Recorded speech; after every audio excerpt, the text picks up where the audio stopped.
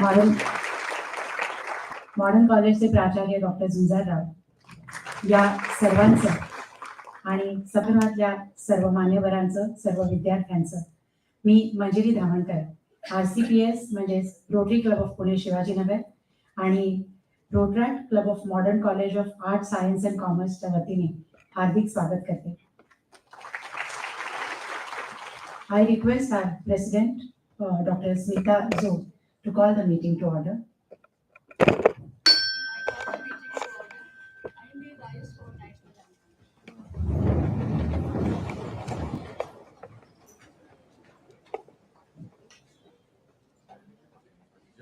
जनगण मन अधिनायक जय हे भारत भाग्य विधाता. पंजाब सिंध गुजरात मराठा द्राविड उत्कल बंग. विंध्य हिमाचल यमुना गंगा उच्चल जलधि तरंग. तव शुभ नामे जागे तव शुभ आशीष मागे. गाहे तव जय गाथा. जनगण मंगलदायक जय हे भारत भाग्य विधाता. जय हे जय हे जय हे जय जय जय जय हे.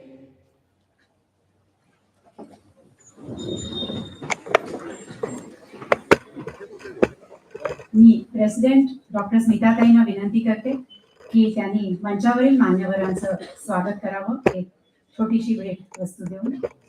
सर्वप्रथम आपले प्रमुख पाहुणे निवृत्त lieutenant general Sudarshan हसनीस.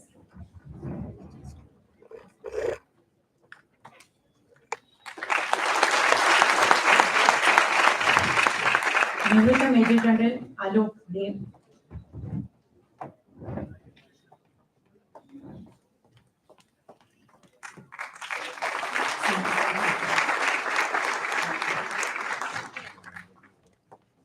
Colonel Milind Thosar यांचं आता स्वागत करतील प्रेसिडेंट स्मिताताई.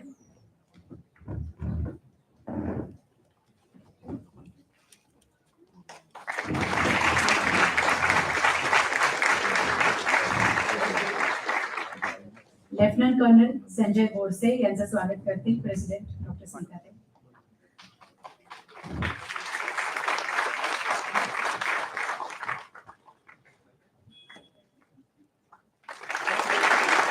लेफ्टनंट कर्नल प्रशांत काकडे यांचंही स्वागत करण्याची मी स्मिताताईंना विनंती करते.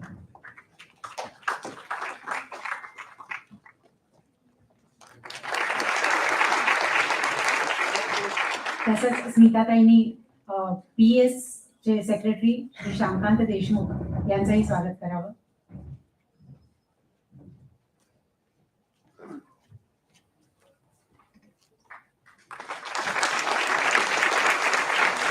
यानंतर मी आमचे पुढच्या वर्षीचे incoming president elect doctor Bharati Dole यांना विनंती करते की मॉडर्न कॉलेजचे प्राचार्य डॉक्टर झुंजारराव यांचं त्यांनी स्वागत करावं.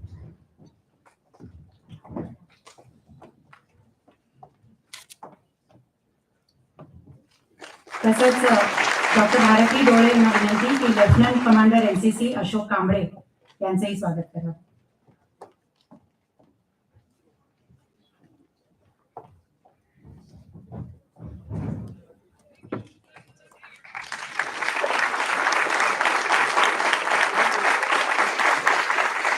तसंच सभागृहातही आज अनेक मान्यवर उपस्थित आहे. सगळ्यांची नावं विस्तार घेत नाहीये, पण सगळ्यांचंच मनपूर्वक स्वागत. मी आता प्रोग्रेसिव्ह एज्युकेशन सोसायटीचे सेक्रेटरी श्री श्यामकांत देशमुख यांना 2 शब्द बोलण्याची विनंती करते.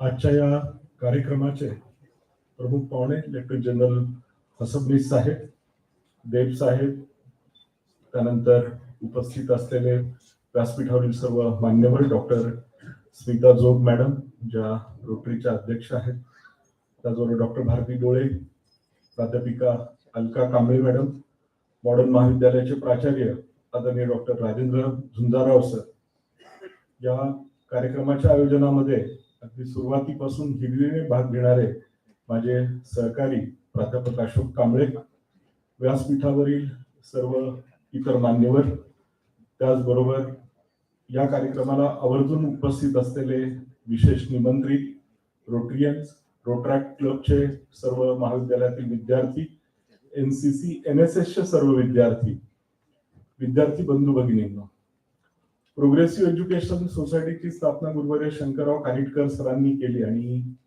त्यांची धारणा अशी होती की रेग्युलर अकॅडमिक्स बरोबर विद्यार्थ्यांचा सर्वांगीण विकास हा तेवढाच जातीने होणं खूप गरजेचं आहे. राष्ट्र निर्मितीसाठी युवकांचं योगदान हे अनन्यसाधारण असं महत्वाचं ठरलेलं आहे. आणि आतापर्यंत युवकांनी राष्ट्र निर्मितीमध्ये मोठं योगदान हे आतापर्यंत दिलेलं आहे.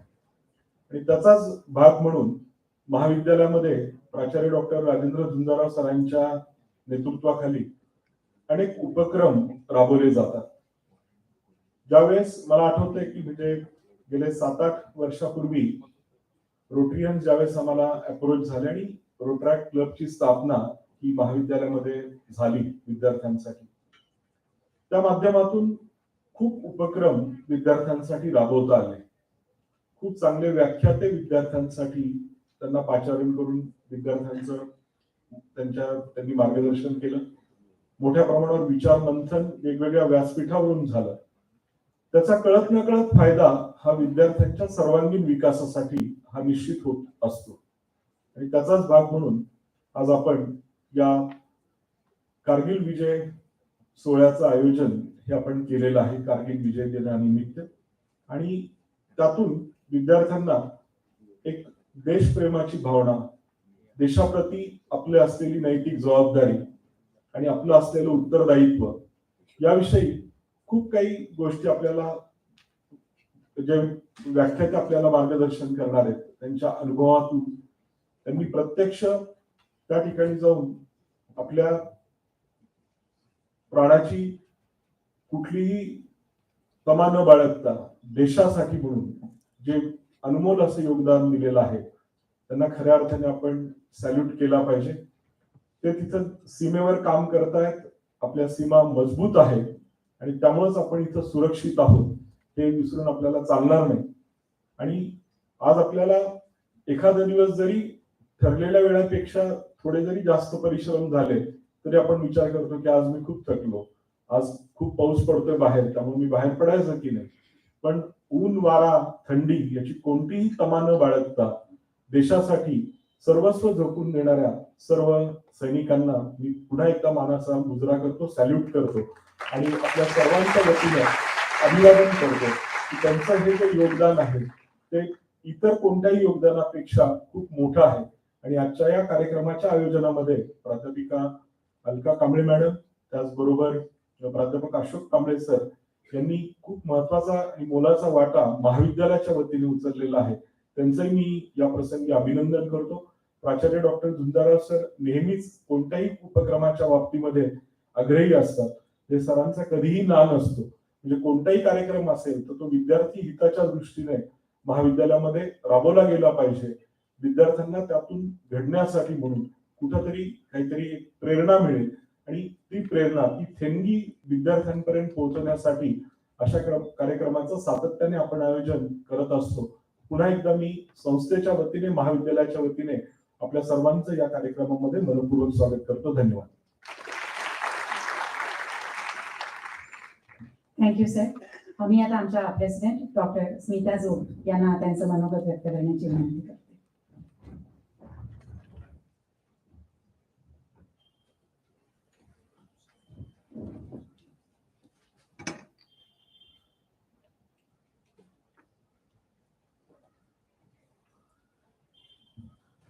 Today's chief guest, Lieutenant General Asabnis, guest of honor, Major General Alok Devji, dignitaries on the dais, Lieutenant Colonel Borse, Lieutenant Colonel Prashant Kakade, Colonel Milind Thoser, Deshmukh sir, Dr. Zunzar Rao, dignitaries of the dais, my Rotarian colleagues, aunts, and my young friends, good morning to each one of you. I cordially welcome you for today's Rotary Youth Leadership Award ceremony. It's my proud privilege to deliver presidential address as the president of Rotary Club of Pune Shivaji Nagar, which is a 37 years old club, a well reputed and well known club in the district 3131. As you all know, Rotary International is one of the largest organization founded in 1905 with the motto to create better world, a world with peace. And to achieve this goal, Rotary has identified 7 focused areas like water and sanitation, environment protection, maternal and child health care, and so on. Nowadays, it has also started concentrating on one more aspect, and that is to establish connect with youth. And my young friends, we are here because we care for you. Every year, Rotary International President releases a statement which is like central idea around which various projects and activities are planned. This year, RI President Gordon McKinley released a statement, and that is create hope in the world. ह्या जगात तुम्ही आशेचे किरण घेऊन या. माझ्या प्रिय मित्रांनो आणि मैत्रिणींनो, आज आम्ही इथे आलो आहोत तुम्हाला सांगायला की तुम्हाला रोटरी कायमच मदतीचा हात देईल. आम्ही तुमच्या आयुष्यामध्ये नक्कीच आशेचे किरण घेऊन येऊ, पण त्याच वेळेला मला तुम्हाला हेही सांगायचं आहे की तुम्ही आमचे आशास्थान आहात. कारण आम्हाला माहिती आहे की उद्या तुमच्या कुटुंबाचा, समाजाचा, राष्ट्राचे आधारस्तंभ हे तुम्हीच असणार आहात. आणि ही जबाबदारी पेलण्यासाठी तुम्हाला सक्षम करायला मदत करणं हे आमचं काम आहे. काय करावं, काय करू नये हे सुचवणं आमचं काम आहे. तुम्ही बेलाशक स्वप्न बघू शकता तुमच्या भविष्याची. आपापलं ध्येय काय असावं हे तुम्ही ठरवू शकता. त्याच्यासाठी खूप कष्टही घेऊ शकता. पण त्याचबरोबर मला तुम्हाला सांगायचं आहे की हे सगळं तुम्ही करू शकाल जर तुम्ही स्वतंत्र असाल, जर तुमच्या आजूबाजूच्या समाजामध्ये शांतता असेल आणि पोषक वातावरण असेल. अगणित लोकांनी त्यांचं तन मन धन अर्पण करून आपल्याला स्वातंत्र्य मिळवून दिलं, पण ते अबाधित राखणं हे तुम्हाला आम्हाला करायचं आहे. कर चले हम फिदा जान वतन साथियो, अब तुम्हारे हवाले वतन साथियो असं म्हणत म्हणत ते गेले. पण त्यांना जे आपण वचन दिलेलं आहे ते वचन आपल्याला पाळायचं आहे आणि त्याच्यासाठी जे काय करावं लागेल ते करायची आपली तयारी असायला हवी. आणि त्यासाठीच ज्यांना आदर्श मानता येईल असे व्यक्तिमत्व आम्ही तुमच्या समोर घेऊन आलेलो आहे. ये दिल वांगे मोर असं म्हणत हिरोगिरी करणारे तुम्हाला खूप भेटतील, पण वास्तवातल्या हिरोंची भेट होणं, त्यांच्याशी संवाद साधता येणं हे खूप भाग्यवंतांच्याच नशिबात असतं. आणि म्हणून मला वाटते त्या दृष्टीने आज आपण सारेच खूप भाग्यवान आहोत. आपल्या देशाचं स्वातंत्र्य अबाधित ठेवण्यासाठी आर्मी नेहमीच कार्यरत असते. आज आपल्याकडे आर्मीच्या वेगवेगळ्या विभागामध्ये अतुलनीय, अविस्मरणीय, असीम असा पराक्रम गाजवलेले वीर ऑफिसर्स इथे आलेले आहेत. आज ते तुमच्याशी संवाद साधणार आहेत आणि मला खात्री आहे की त्यांचं बोलणं ऐकल्यानंतर तुमच्या विचाराला एक नवीन दिशा मिळेल, काही चांगलं करून दाखवण्याची प्रेरणा तुम्हाला मिळेल. कुणी सांगावं, तुमच्यापैकीच कोणीतरी उद्या कर्नल, मेजर, ब्रिगेडियर होतील आणि ते बघायला आम्हाला आनंदच वाटेल. तुमच्या उज्ज्वल भविष्यासाठी मी तुम्हाला खूप खूप शुभेच्छा देते. आणि माझं हे प्रेसिडेन्शियल भाषण म्हणा किंवा संदेश म्हणा मी आटोपता घेते, कारण आज आपल्याला अनेक वीरांचं मनोगत ऐकायचं आहे, त्यांना आपल्याला भरपूर वेळ द्यायचा आहे. माझं हे मनोगत संपवताना मला आपल्या मातृभूमीला त्रिवार वंदन करायचं आहे. आणि माझी तुम्हाला सर्वांना विनंती आहे की तुम्हीही मला जॉईन व्हा. वंदे वंदे वंदे भारत माता की. थँक्यू.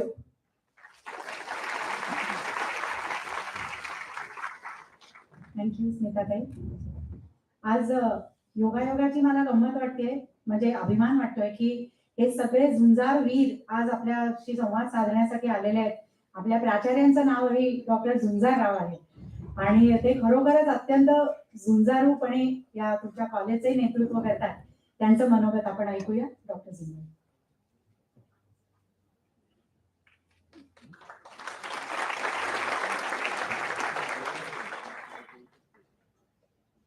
आज आपण कारगिल विजय दिन समारंभामध्ये एकत्र जमलेलो आहोत. या कार्यक्रमाला व्यासपीठावरती डेप्युटी चीफ आर्मी जनरल असबनीस साहेब उपस्थित आहेत. व्यासपीठावर जनरल आलोक देव सर या ठिकाणी उपस्थित आहेत.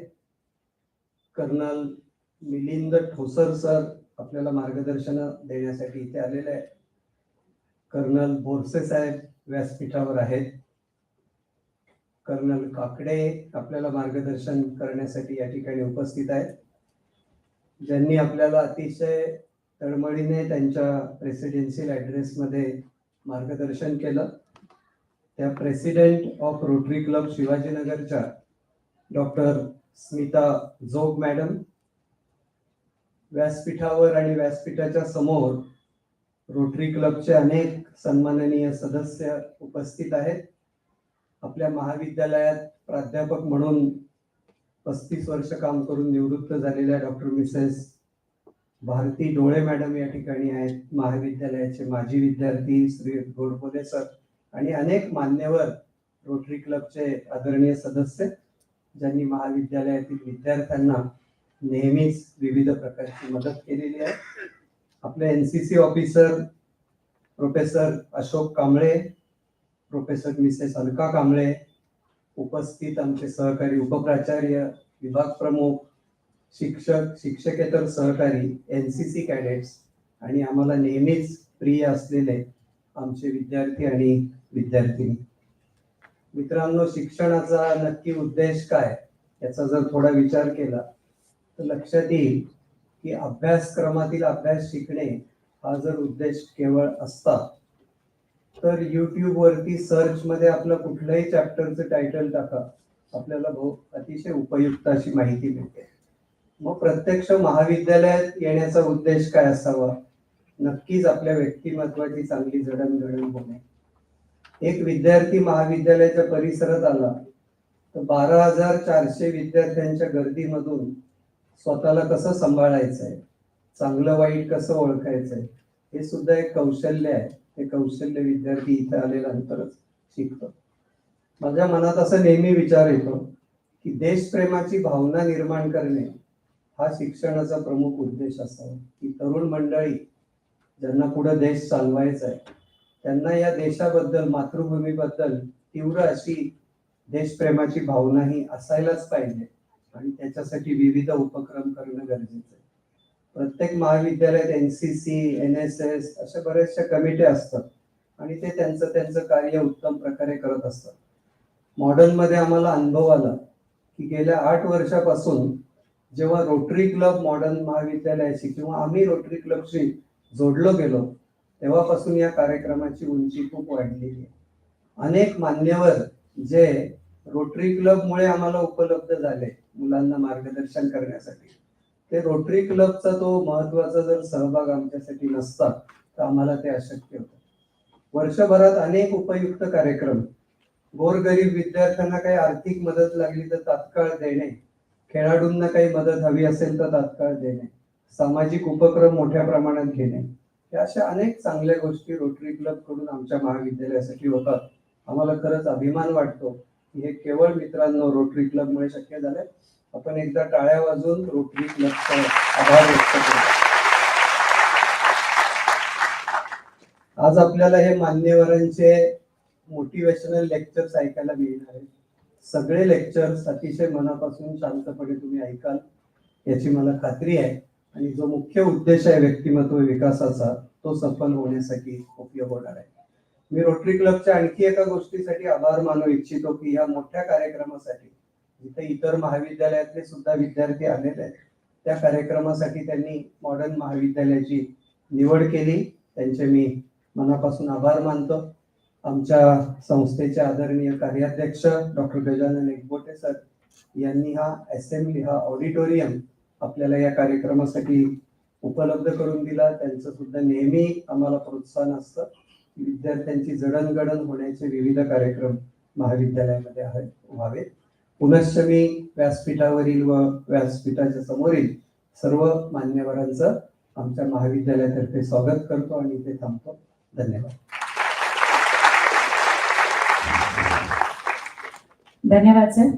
रोटरीचा मदतीचा हात नेहमीच पुढे असतो, पण सर दिलेल्या मदतीचं सोनं करणारे तुमच्यासारख्या संस्था असतील तर कार्य करायला आणखीन बळ मिळतं. आपले पहिले वक्ते असणार आहेत निवृत्त मेजर जनरल आलोक दे, पण त्याआधी मी मंचावरील सर्वांना विनंती करते की आपण समोर जाऊन बसावं, कारण प्रेझेंटेशन्स बघायला समोरून जास्ती सोयीचं पडेल.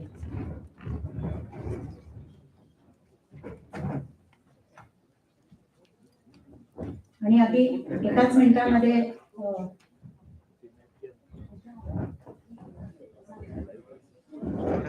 दिसतंय ना.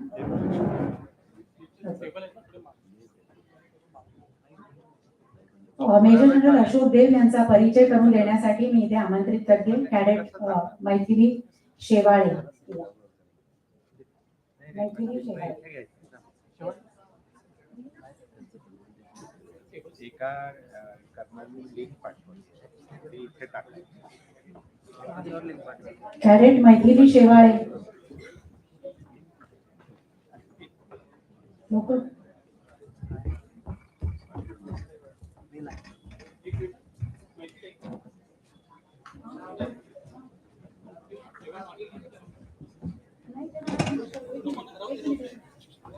समोरून दिसतंय ना, स्क्रीन दिसतंय.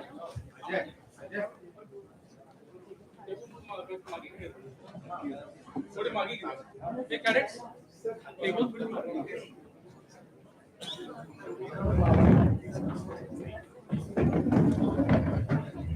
Jai Hind everyone. It's my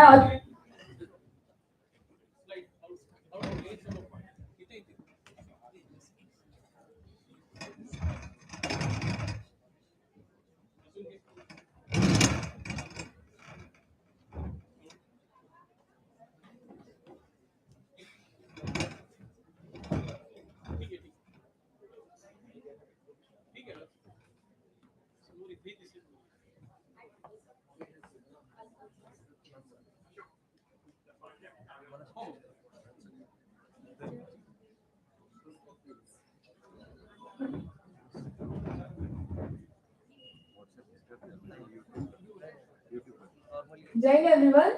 It's my utmost honor to introduce Major General Alok Dev sir. He's awarded Sena Medal, Vishishta Seva Medal in Indian Army.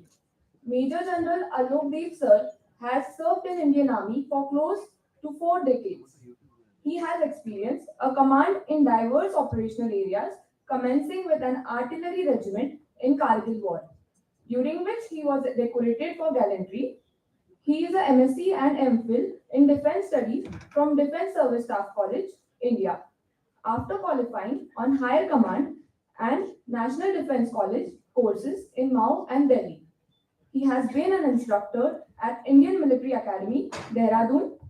He is a Brigadier Major of an Infantry Brigade and Colonel Plans of Strike Corps. He has managed human resources for over 5,000 officers during a tenure at Military Secretary's branch in Army Headquarters. He has also had a tenure in Colonel's rank with an United Nations at UNIFIL Lebanon 2005-2006. As a brigadier, he commanded an artillery brigade in Ladakh on the northern borders, and on promotion to the Major General's rank, He commanded an artillery division as a part of Strike Corps on the India's western border. Subsequently, he is a senior operational logistics staff in Western Theatres, responsible for planning and provisioning all types of logistic supports for approximately 1.75 thousand men. Post retirement, in November 2016, he resumed the appointment of Deputy Director General of the Institute for Defense Studies and Analysis, New Delhi, which is known as India's most prestigious think tank. He held this position till September 30, 2019. He was the member of Defense Research and Development Organization's System and Analysis Modeling Advisor Council, constituted in 2017. Based on his experience of wargaming and simulation in previous tenure with Defense Research and Development Organization.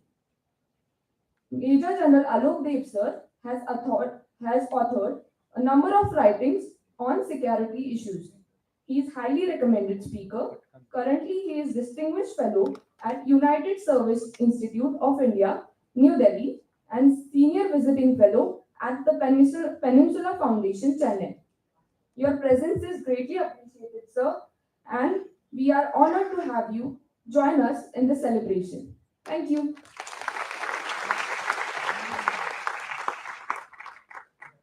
আমি আপনাকে অনুরোধ করি যে আপনি শ্রোতাগণকে সম্বোধিত করুন।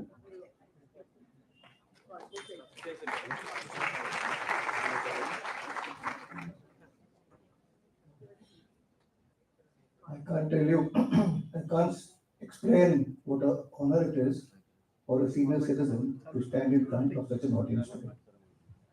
And I have so many people to thank. Firstly, my respects to our Chief Guest and Her Highness.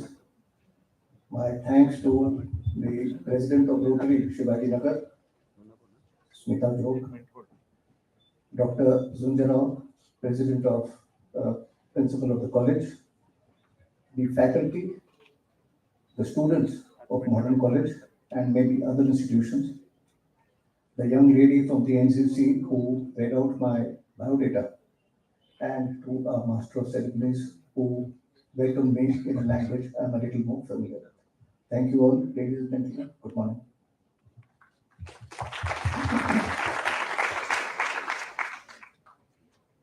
As I said, today is a privilege.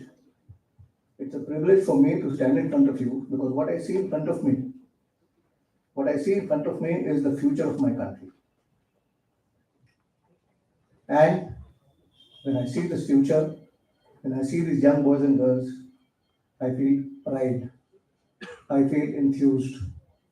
I feel very, very positive because I know that the future of my country is in safe hands. That's you.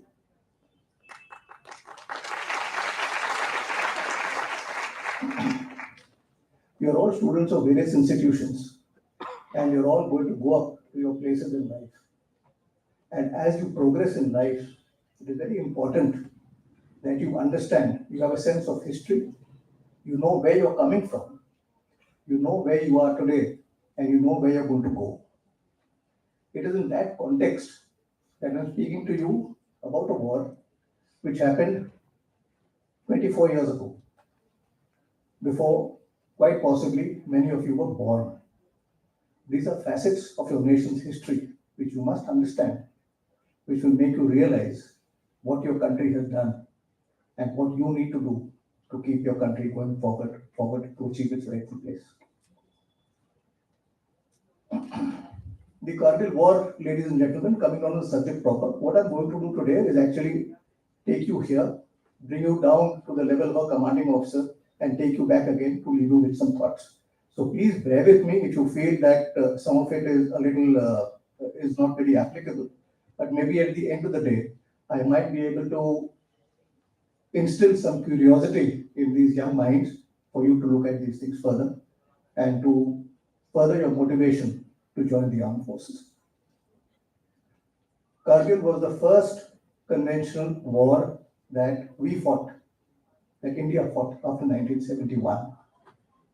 It was a conventional war, but it was limited in scope. Limited because it was restricted to a particular area, that is Western Ladakh. Limited in scope because the mandate given to the Indian Armed Forces was to evict the intruders, push them back, and restore the sanctity of the line of control. That was the task we were given. That was the aim which was set for us. And that is the aim which, with the grace of the Almighty and the support of our entire population, we were able to achieve. So, in the next 40 minutes or so, I'll try and provide you with a snapshot of the various things we went to. And I'm so happy to see so many NCC uniforms out here because I know my task will become easier because I'm going to talk about certain military things. Can I have the next slide, please? Sorry, before you go, please go back. Before you go, the slide in front of you. On the top left is a photograph of my regiment, 197 Field Regiment, firing from the Dongchuk gun position next to Dras. Top right is a photograph of our victorious infantry, which has just come down after an attack. Bottom right is a photograph of a cheetah helicopter which perched on a helipad. It gives you a sense of how difficult the terrain was. And bottom left is a photograph of our men with anti-tank guided missile launchers. We had no tanks in that area, but there were enemy bunkers we needed to destroy. And to do that, we decided to use a variety of weapons. This was one of them. Next, please. I shall conduct the lecture in this sequence. So, and as I said, I'm going to take you now to some basic military issues. Next. This is a slide of Jammu and Kashmir. Right. Now, can you see my laser pointer? Right. As you go up, this is how our international border runs as we go down. Now, from here, where my pointer is, this is how the line of control starts, goes up to this point. Explain it a little later. You have the Jammu region here. You have the Kashmir Valley in the center, this white space. You have mountains all along of the Pir Panjal ranges and the Shamshawari ranges. You have the Zojila Pass somewhere here. You have the Kargil region here. You have the Leh region here. You have the Shaksgam area here, which was ceded to China by the Pakistanis in 1963. And this is the area of the Aksai Chin, which the Chinese occupied in the 50s without our knowledge. Next, please. To give you, go back. Go back. Yeah. Please wait. What you see here, starting from here is the line of control, the LC, going up to a point called NJ9842. The line of control is an outcome of the Karachi ceasefire agreement of 1949. The line of control as shown on this is 772 kilometers. From the line of control, which stops here at NJ9842, the Siachen Glacier starts and it goes up here. The AGPL stands for the actual ground position line. The actual ground position line on the Salto Ridge of the Siachen Glacier is where India and Pakistan stand face to face. This is the AGPL is around 122 kilometers long. You have the unmanned area. The AGPL starts from NJ9842 and ends at a place called Indira Kol. And ahead of Indira Kol is the unmanned area, the unmanned border of the Shaksgam Valley, 129 kilometers. Then you have the rest of the LAC. This is the line of actual control with China. So you have the line of control with Pakistan and you have the line of actual control with China. This is of course 826. This is of course 826 kilometers and it goes down on this way. Next, please. This is a 2D map on which the mountain ranges have been superimposed. Now, I know it's quite confusing, and I don't know how many of you have had the privilege of going there, but I assure you that in times to come, many of you will visit this area. Just to understand, this is the Great Himalayan Range, this is Dras, and in this place is something called the Zojila Pass. The Zojila Pass is the gateway to Ladakh from the Kashmir Valley. From Dras, you go to Kargil, you cross the Zanskar range, you enter the Indus Valley, you go to Nimu, to Leh. You've heard of these names, Leh, Karu, and you go down. From the Zanskar range, ahead is the Ladakh range. Ahead of that is the Shok Valley, the river Shok. at the river Nubra, the river Shok flowing into Pakistan occupied Kashmir.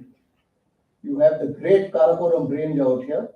Incidentally, there are only two ranges in the world which have the prefix great. One is the Great Himalayas, the other is the Great Karakoram. From the Karakoram, then you come down to the Changcheng ranges and the Pangong ranges and the Kailash ranges. Galwan is here. Galwan is in the news. This is the road which the Chinese have built on the Aksai Chin, and that is the Karakoram Pass. Just an orientation as to tell you what Ladakh is all about. Now remember, the area we're going to talk about is here. This is Western Ladakh, and this is facing Pakistan. The rest of Ladakh is facing China. Next, please. Right. Now, why did this war take place? What actually happened? A bit of history which many of you will know, some of you may not. So, just as a recap. You know, in 1998, what was the state of relations between India and Pakistan? People of my generation remember that in May 1998, we carried out a series of nuclear tests. Within 48 hours, Pakistan also carried out nuclear tests. So we had a situation where India and Pakistan had both become nuclear weapon states. This was not liked by anybody in the West, especially with India going nuclear. They could have forgiven Pakistan, but they couldn't forgive India. So we faced a whole lot of sanctions. We faced a whole lot of sanctions. We were asked to sign the Non-Proliferation Treaty. We were asked to sign the Comprehensive Test Ban Treaty. We were asked to sign the Fissile Material Cutoff Treaty. There were a host of sanctions. I think if my figures are correct, loans worth around $1 billion were cancelled, and grants which come free of charge, $26 million were cancelled. Germany, Australia, Netherlands, Sweden, and Denmark also imposed sanctions on India. Sanctions came on Pakistan also, and sanctions on Pakistan were obviously, they had a far more crippling effect because Pakistan is a small country with a much smaller economy. But at the end of the day, both our countries were suffering from the effect of sanctions. And that is when our prime minister then was Mr. Atal Bihari Vajpayee, a visionary leader. So that is when Mr. Vajpayee reached out to Prime Minister Nawaz Sharif when they met in Colombo during the SAARC summit in 1998, and they said, let us come to some sort of an understanding, some confidence building measures so that we are able to show the world that we're not going to war tomorrow. So the result of that, next is one, just press one. The result of that was the famous bus journey which Prime Minister Vajpayee undertook from Amritsar across the Atari Wagah border to Lahore. You must remember, in undivided Punjab, the two great cities of Punjab, Amritsar and Lahore, are barely an hour's drive from each other. And you have the Atari border on India side, and the corresponding place on Pakistan side is called Wagah. So they went across by bus, and Prime Minister was welcomed by Prime Minister Nawaz Sharif with open arms, and proceeding on the assumption that nuclear weapon states don't fight with each other, both prime ministers went to the Minar-e-Pakistan in Lahore, where they signed the Lahore Declaration. In the Lahore Declaration, they promised to resolve all issues through mutual consultations. The Foreign Secretary decided to carry out consultations on various security matters and concepts, and to develop various confidence building measures. However, given that various reports which have now come in show that the Pakistani army had actually started crossing the line of control and intruding into the Draft sector somewhere at the end of late 1998. It proves that the Pakistani deep state, the Pakistani military, was not serious about the Lahore Declaration, that we had been taken for a ride, literally. The charitable explanation is that Prime Minister Nawaz Sharif was not fully aware of the happenings in the Pakistani military, because the chief of the Pakistani army then was General Pervez Musharraf. Pervez Musharraf had commanded 323 Brigade opposite us on the Siachen Glacier. He had made a couple of failed attacks on Bilafonda in 1987, and he was in no mood for peace in India. So whether he briefed his own prime minister well enough, the power of the Pakistani army was such that they could defy a country, their own civilian government. But the fact of the matter is that the intrusion did take place. One, please. So Pakistan launched this operation Koi Paima. It means one who climbs mountains. And the entire story of how this operation unfolded, how Nawaz Sharif said yes, didn't know, then he said yes very gradually, and how it unfolded. Next. It's in a book, From Target to the Coup. There's a Pakistani journalist, Naseem Zehra, who's written this. It gives you a fascinating insight as to how it happened. This is all for your future reference. Next, please.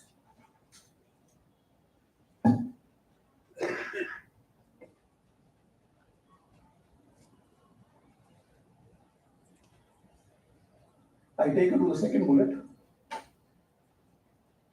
Traditionally, the prospect of conflict in the Ladakh region was considered low as compared to the line of control in the Kashmir Valley due to terrain and climate conditions.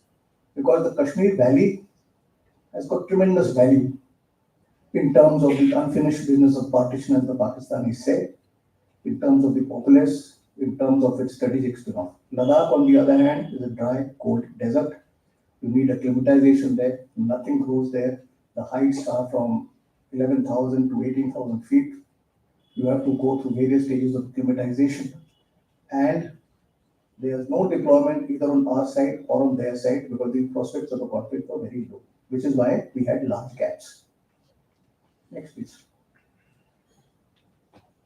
There is one thing I want to tell you, however, that the one major lesson that we need to understand right now. India as a country. India as a country, we are the largest nation in South Asia. Our country has always acted in good faith. India has always acted in good faith. Sometimes that good faith is not reciprocated. When that good faith is not reciprocated, when India finds that people have behaved in a manner which is not befitting, and that is when the strength of India comes to the fore. That is when all sections of society, students, teachers, business, salaried class, soldiers, farmers, doctors, engineers, everybody gets together in an all-of-nation effort, and that is what happens to drive people out from India's sacred soil to restore our sovereignty. This is the one lesson that if ever India is threatened, rest assured that India as one will rise to the occasion. Right, onto this slide. This is a slide from MapKata. This is an open source. You can all see it.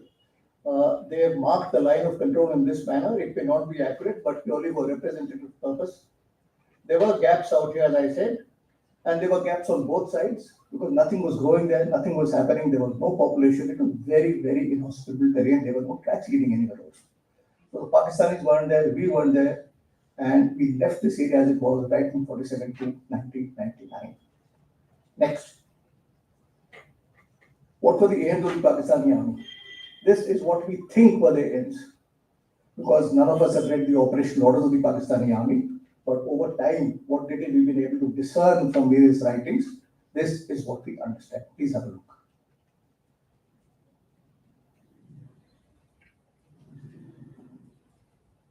The last point is especially important, to bring the Kashmir dispute to the center stage in front of the international community, to show the international community that its worst fears are being realized, a conflict between two nuclear powers. That was the Pakistani aim, to highlight the Kashmir dispute. Next. Before we come on to our own series of actions, this is a slide. This is taken from the Indian Army's website, which all of you can access. This is just to show some of you who may not understand what our military structure is, just to tell you what it's like. On top here, we have the Chief of the Army Staff, General Manoj Pandey, is a 4-star general. We have the army commanders here. This black rod which you see connecting, this is where the vice chief is and where the deputy chief is. You come down to the corps, you come down to the divisions, you come down to the brigades and the battalions. One click, please. Yeah. The division is the place where the division commander is the actual commander, the tactical field commander on the ground. He gives the orders to his infantry, to his artillery, to his engineers, to his signals. He is the one direct commander who takes his troops to battle. One more. There are 3 infantry brigades per division. Each brigade has 3 battalions, so standard organization, 9 battalions per division. There is 1 artillery brigade in a division, 5 5 to 6 regiments, 4 to 6 regiments, and 1 odd independent battery. Next. There is 1 artillery regiment affiliated to the 1 infantry brigade. So I was a commanding officer here, and I was affiliated to 1 infantry brigade. My batteries were affiliated to the 3 battalions of the brigade. There are 6 guns per battery, the 18 guns in a regiment. Next. The other elements like engineers, signals, logistics, equipment maintenance, etc. This is what the fighting force, the division, entails. Next, please.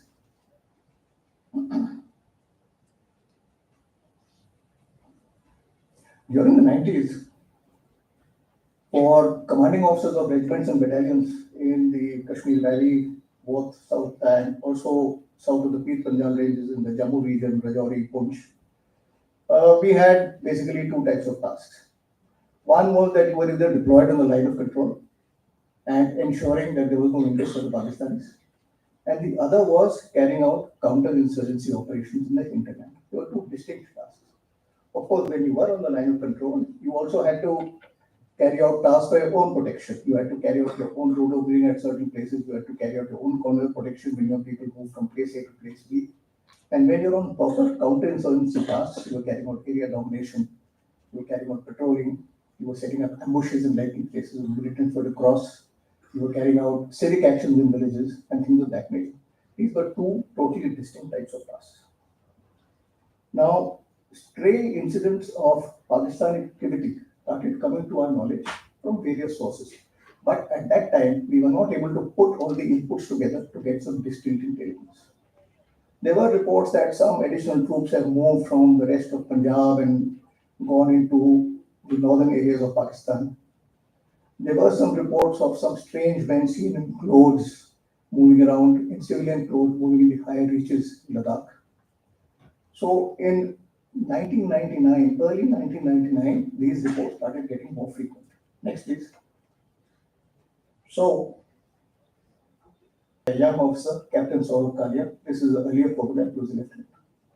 This patrol of Captain Kalia and about 5 to 6 men, they went across and they made contact with intruders. These intruders were Pakistani soldiers dressed in civil clothes, and our patrol was surrounded. Our patrol ran out of ammunition, our patrol was captured, and their bodies were returned after 22 days with marks of torture. This one single incident proved to India what the Pakistanis are up to. It destroyed Pakistan's credibility and whatever Nawaz Sharif said that he didn't know. And we realized that this is a full-fledged intrusion and we have to do something very, very serious about it.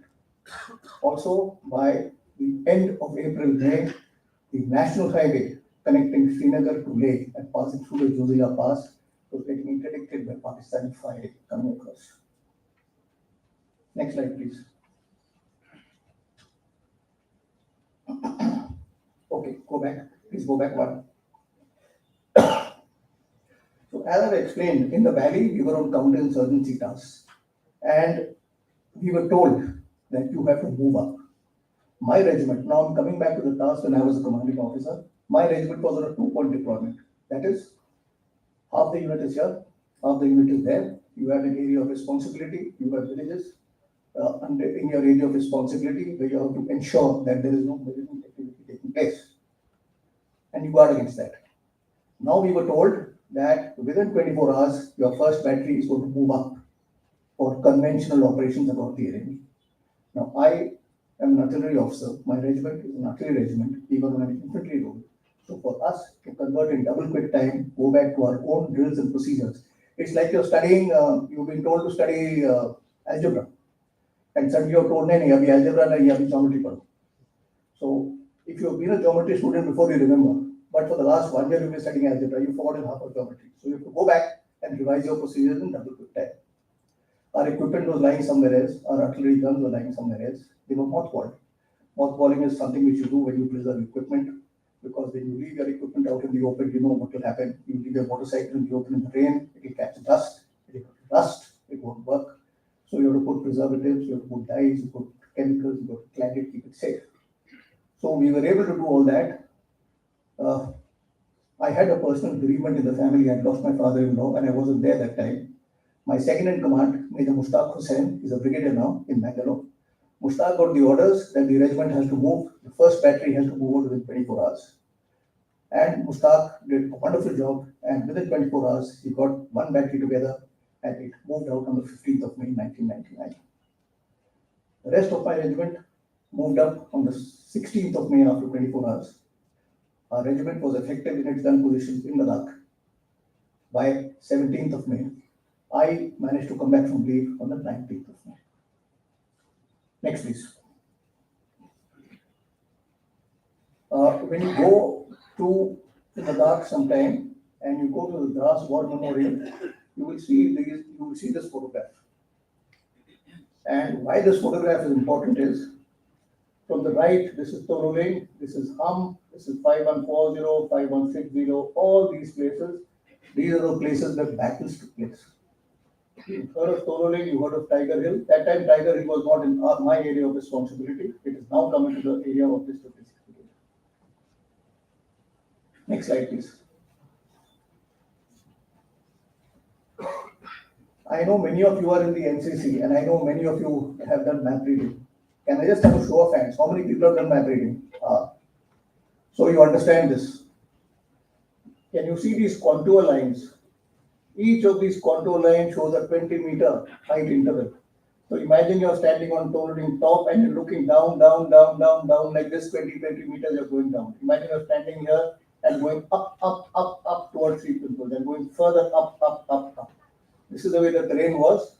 These are nalas out here. These are spurs up here. And the enemy is sitting on these heights. Next. Next, please. This was the closest position, 4 to 5 kilometers from the highway. It led on the higher ground, going up like this. Point 5140 was the highest point on this ridge, and was overlooking the national highway from where the enemy was bringing down aimed effective fire. This had to be cleared at all costs. There had been earlier attempts to clear this when we had just come up. As I said, my regiment came up on 17th May, but by then we had no knowledge of where exactly the enemy was. We had made contact. 18 Grenadiers was one of the battalions which was tasked to clear Toroling. We had gone up there, they had made contact. But they had just fixed the enemy, dushman ke idhar hai, and then we were pounding them with artillery fire. But to get the full extent of the dispositions, to push the enemy out, the amount of resources we required, we didn't have. So we waited and we built up for the offensive. What did we do in the interim? Next slide. This is an old gun, a 75-24 gun, used in mountains. It can be dismantled. It was broken up into 9 new loads and taken up by our men. It's supposed to go by mules, but there were no mules there. There was no saddlery. So we took it up. We fired 114 rounds to destroy bunkers. We got some results, but not as much as we expected. Next. The outline plan for the capture of Toroling. You know, when I went, this was a fire plan which I had to prepare. The attack plan was prepared by CO2 Rajdev. They were the battalion tasked to capture Toroling. And I remember my brigade commander, now General Lakhvinder retired, he said, Alok, the whole country is looking towards us. We need a victory. It is now the second week of June has started. We need a victory. Next. This was the southeast approach. This was Alpha Company leading and Bravo Reserve. Next. This was the southwestern approach. This was Charlie Company leading and Delta and Reserve. This is where the medium machine guns and the 81mm mortars of the infantry were deployed. Next. The attack started at 8:30 at night on the 12th of June. Next. And it was captured by 6 o'clock in the morning on 13th of June 1999. Next. The fire plan was this. There were 20 batteries, including a multi-barrel rocket launcher, time on call, and there was direct fire of 6 155 Bofors batteries onto the west face of Toroling. Next. The company commander here, Major Vijay Gupta, and this is my officer, Captain M.K. Singh, now he's a colonel. Vivek was killed in the first burst of machine gun fire as the assault took place. MK held the company together for 45 minutes till the commanding officer reached, and then they pressed on the attack, and the attack was successful. Next slide.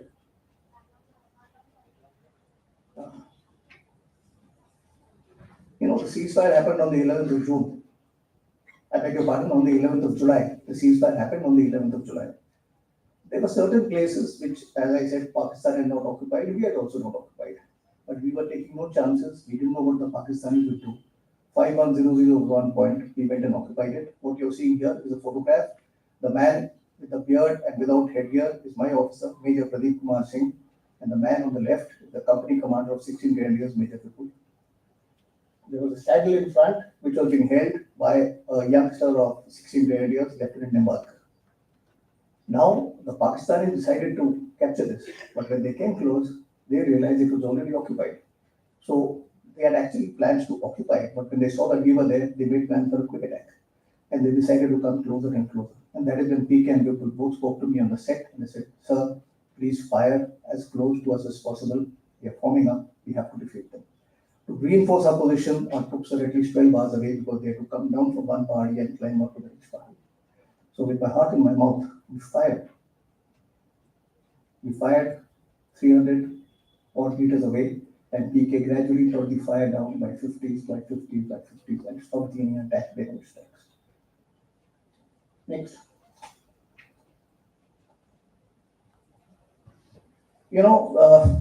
Many of you will join the infantry, many of you will join the artillery, many of you will join engineer signals.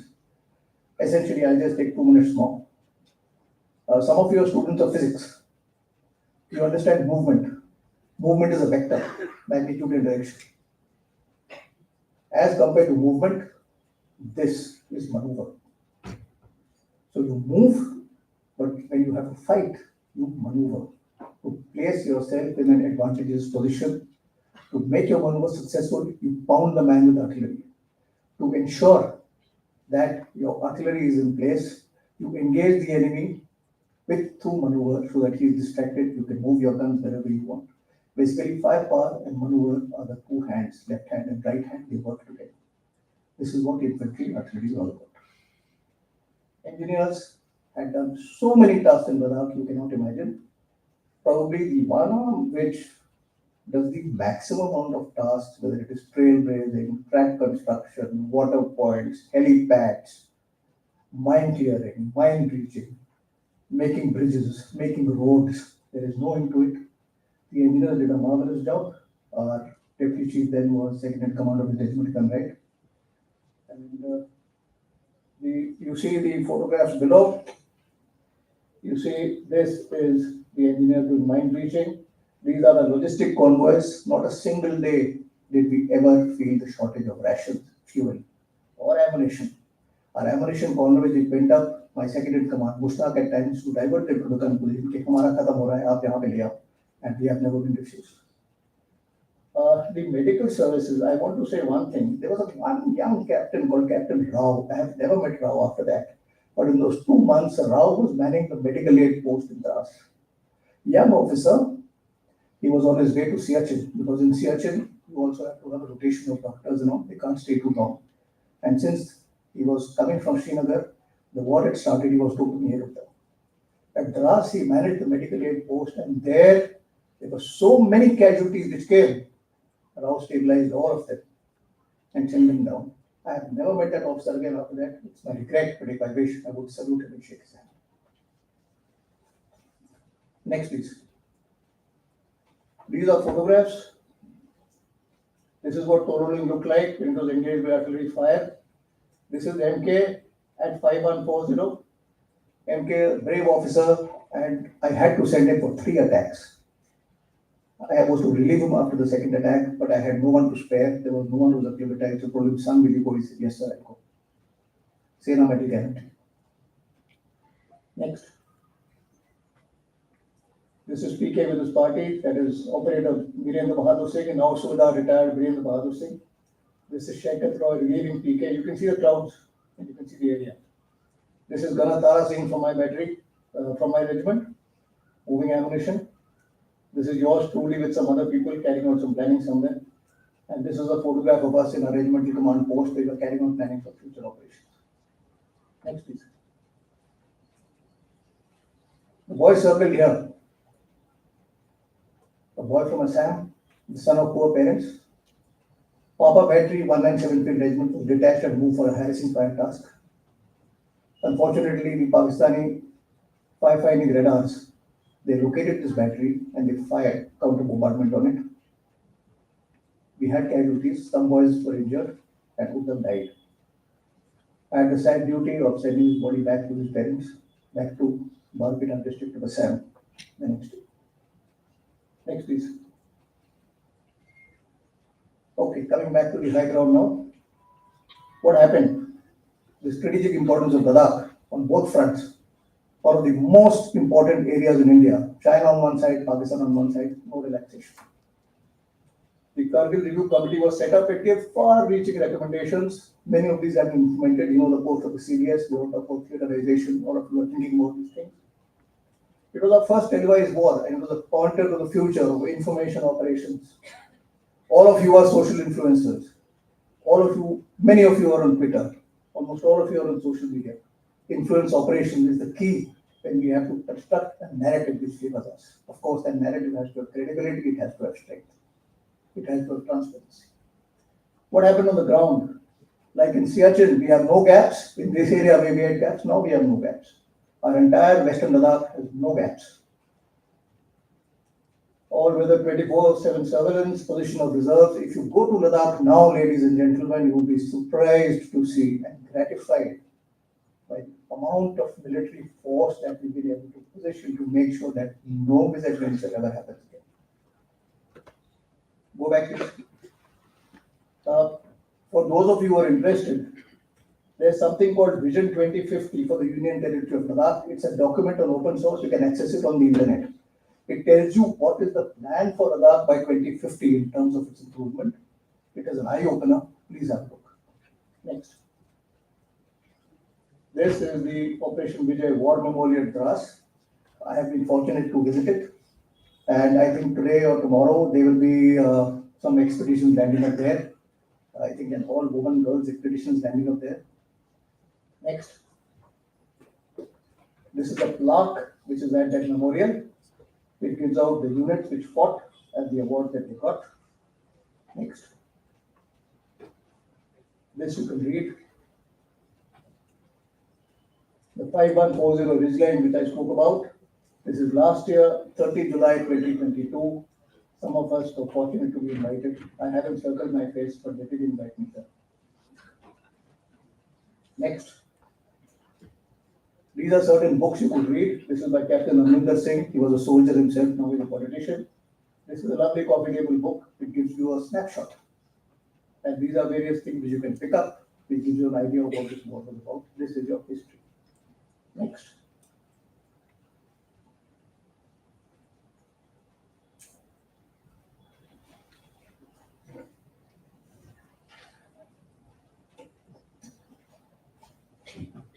Next, please. I have finished, ladies and gentlemen. I hope I haven't bored you too much. Thank you very much.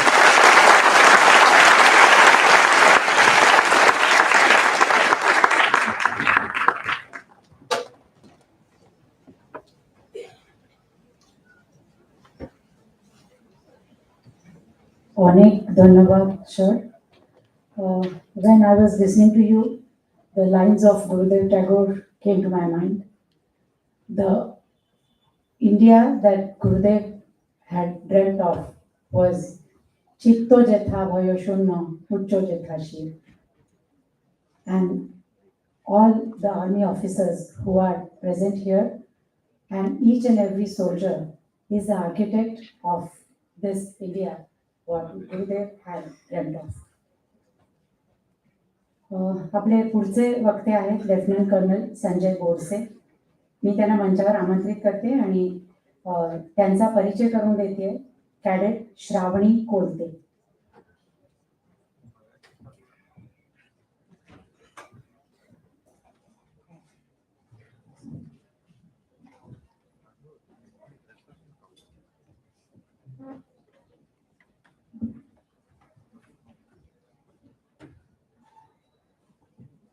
Jai Hind everyone. It's a matter of pride to introduce Lieutenant Colonel Sanjay Bose sir. Lieutenant Colonel Sanjay Bose sir is graduated from Bombay Veterinary College in 1984. He did his post-graduation from same college in 1987. He was commissioned in Indian Army in 1987 in Raymond Veterinary Crops. He was posted in Hisar, Nagaland, Sikkim, Aknur, and Patan in Jammu and Kashmir Valley, Meerut, Firozpur, and other military stations. He commanded two veterinary hospitals in high altitude and one army dog unit in counterintelligence operations. He is a qualified army dog trainer and equestrian, horse training and riding sportsman. After completing 23 years in army, opted for voluntary retirement.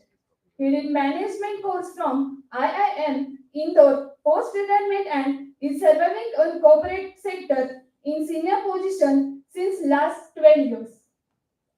At present, he is head special health projects in DVG India Limited. At present, he is General Secretary of Pune, Mahanagar of Akhil Bharatiya Purva Sainik Seva Parishad. ABP SSP is a recognition association of ex-servicemen by Minister of Defense. He is also actively involved in many social service organizations. Thank you, sir, for being here with us. We are honored to have you in this program. I thereby request Lieutenant Colonel Sanjay Bose, sir, to come upon the stage.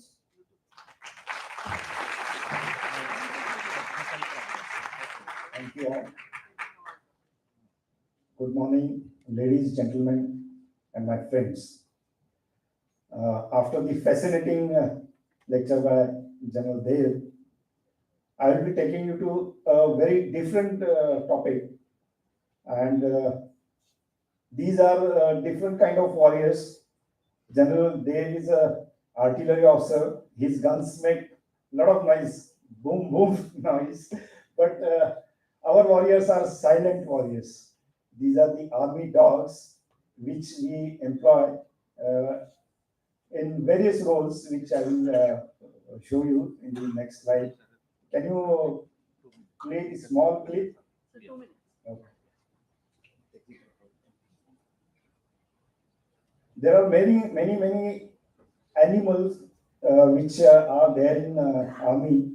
There are mules, there are horses, there are dogs, and now we have also introduced the camels, and even in Leh Ladakh, the two-hump camels, they are also part of the service.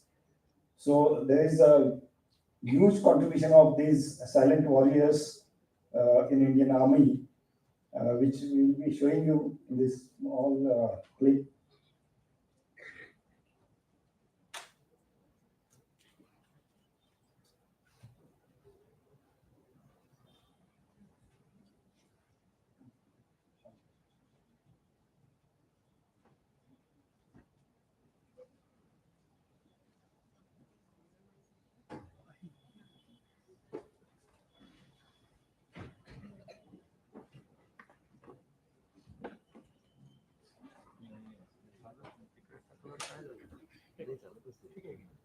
Nasir?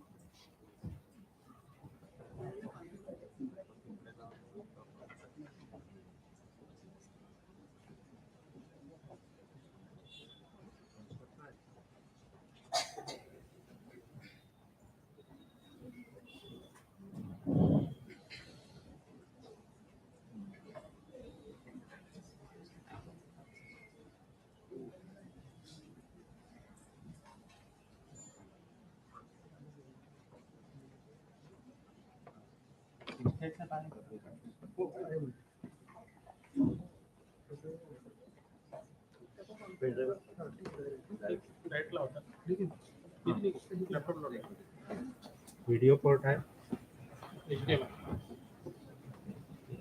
Code देऊ का? चला, ठीक आहे. हा, ठीक आहे. खाली द्या.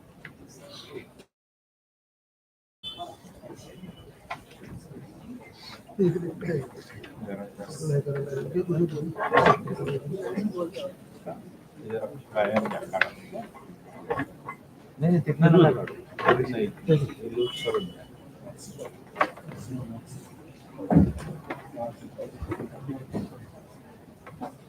ते जवळ घ्या.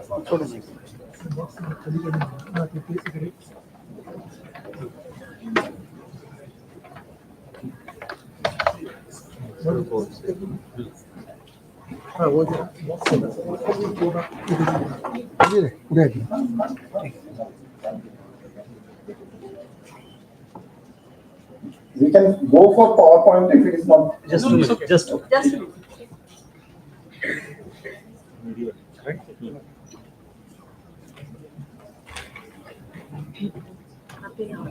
नाही, हे कुठे आहे? हे नाही. नेट नाही. लावावे लागेल. वर पाहिजे.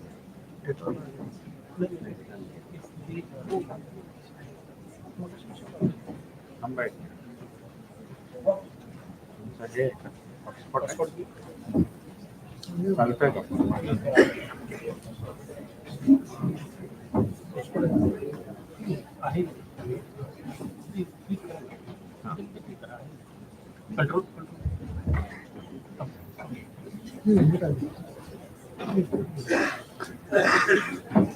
नाही, पण हे ब्राउझरमध्ये टाकू ना.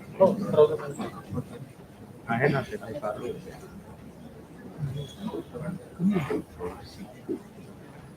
कुठे ब्राउझर कुठे?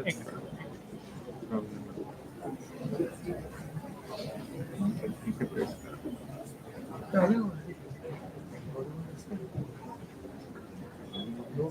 ब्राउझर टाका.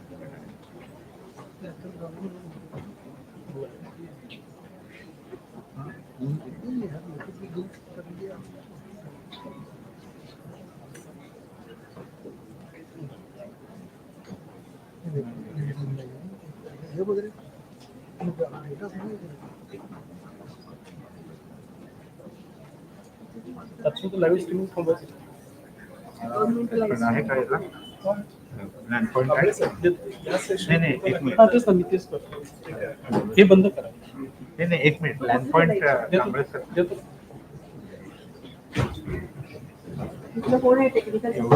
एवढ्या जवळ आपण फिल्म नंतर दाखवू. Let the presentation start. Kamble sir, We can start with PowerPoint. Yeah. No problem. Yeah. Presentation कुठे आहे? तिथं दाखवा.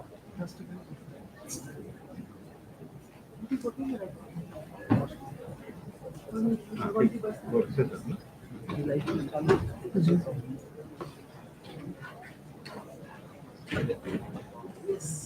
Internet cable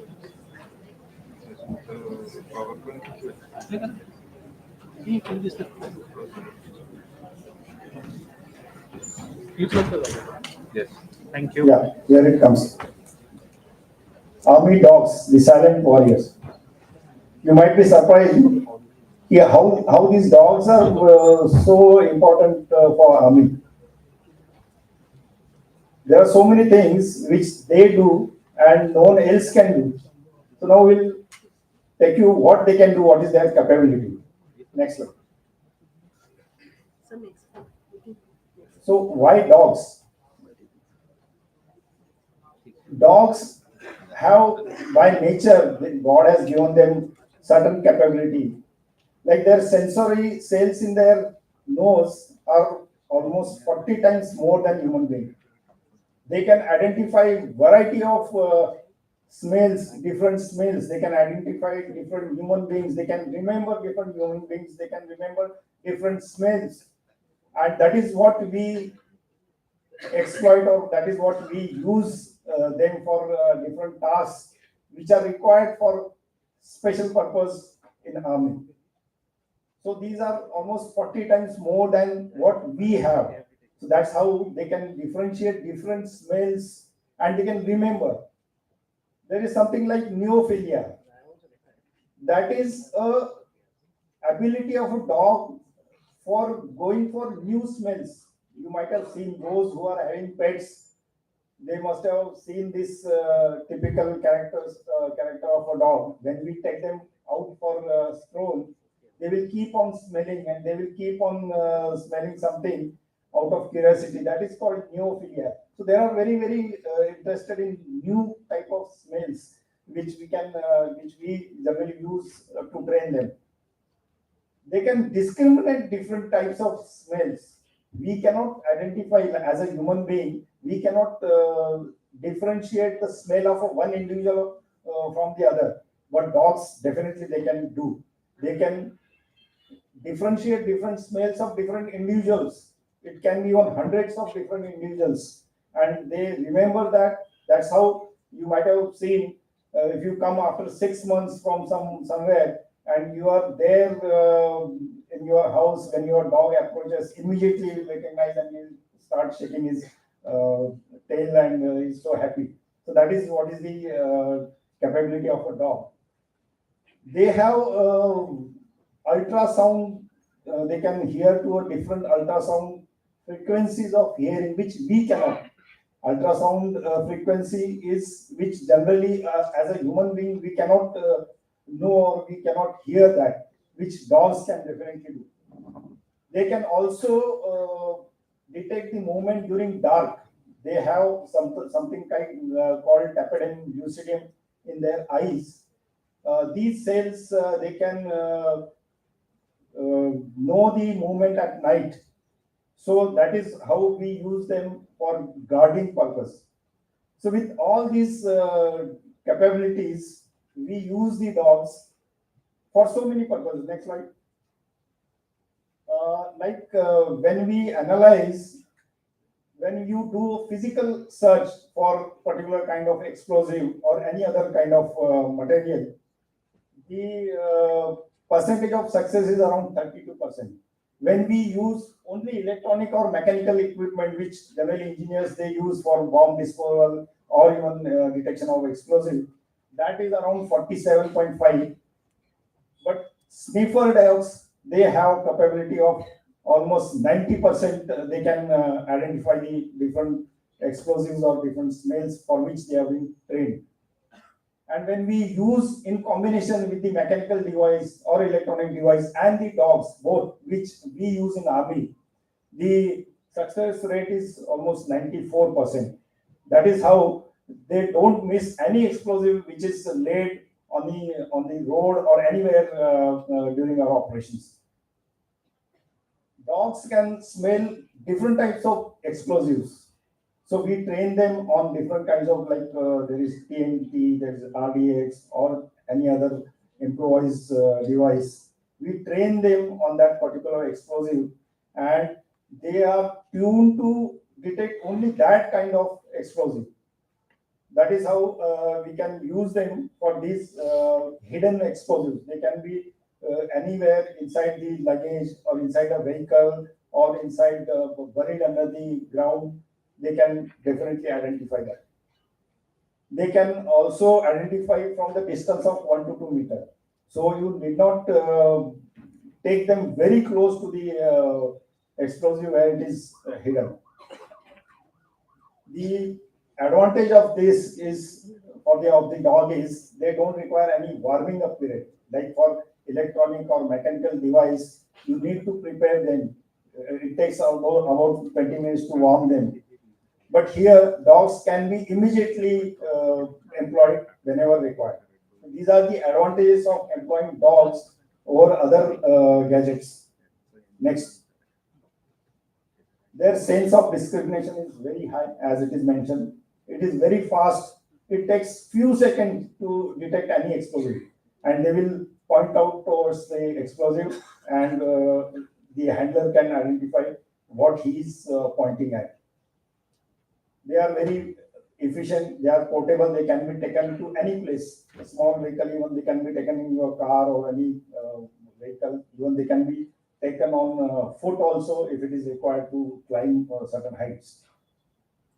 The initial cost is comparatively quite less than the gadgets. The most important, they cannot be subverted or they cannot be manipulated, they cannot be corrupted. The dogs, they know only what they are being told to do. They will do it 100%. They are so happy when they detect any kind of explosive for what they are trained. That is only job they will do whenever they are employed. And the training is like that. The training is by giving them reward. Initially, we give some kind of treatment, then we slowly withdraw that also, and just simple pat is good enough for them. That is a good reward for them. So when we employ the dog, we just give them a pat and then he goes. And when he detects the explosive or whatever is being trained, and a simple pat by the handler, he is more than happy. And that is what he is trained. Dogs can also hear the tickling sound. Generally, in improvised device, they use this watch or that tickling will be there. So that is also one of the advantage deploying the dog. Their reliability is 100%, which gives a lot of confidence to public. You might have seen the when police dogs they appear at the scene of crime. Everyone is very happy. No, dog has come now. It will definitely take. So that kind of confidence of a general public is there for the dog. Hardly any time they give false indication because there is no reason for them to give false indication. If it is there, he will give the indication. If it is not there, he will not give. There is no reason. There is no biasness. There is no corrupt mind. 100%. If it is there, he will detect. That is how these animals or these dogs are, and there is no bias of detection. Next slide.